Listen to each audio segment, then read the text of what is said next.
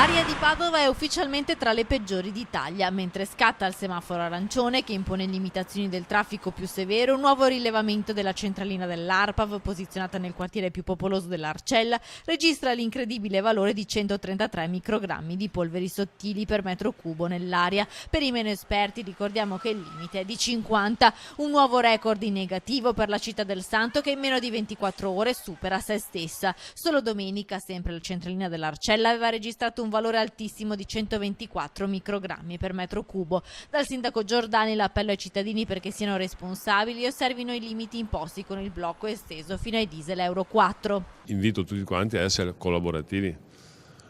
Si muore di inquinamento. Vi ricordo a tutti che non è un problema, non si tocca, non si vede, però questo per i nipoti, per le persone anziane tocca molto.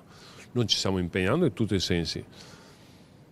Stiamo incentivando un cambio di caldaie, stiamo incentivando, spero che la Regione il prossimo anno aiuti ancora in maniera più importante sotto l'aspetto degli investimenti. Se a gennaio Padova è stata la città con l'aria peggiore del Veneto, il mese di febbraio rischia di vedere confermati se non peggiorati i dati, piazzando la città fanalino di coda anche a livello nazionale. Il blocco del traffico è una misura parziale, si deve potenziare il trasporto pubblico e in questo senso l'amministrazione padovana punta a realizzare in tempi contenuti la nuova linea del tram. Noi stiamo investendo, voi sapete, stiamo investendo anche sul tram.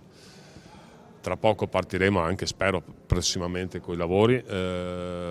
Stiamo definendo tutte le cose in maniera più importante. Spero che nell'arco dei 4 anni e mezzo, 5, arriviamo a buon fine del tram.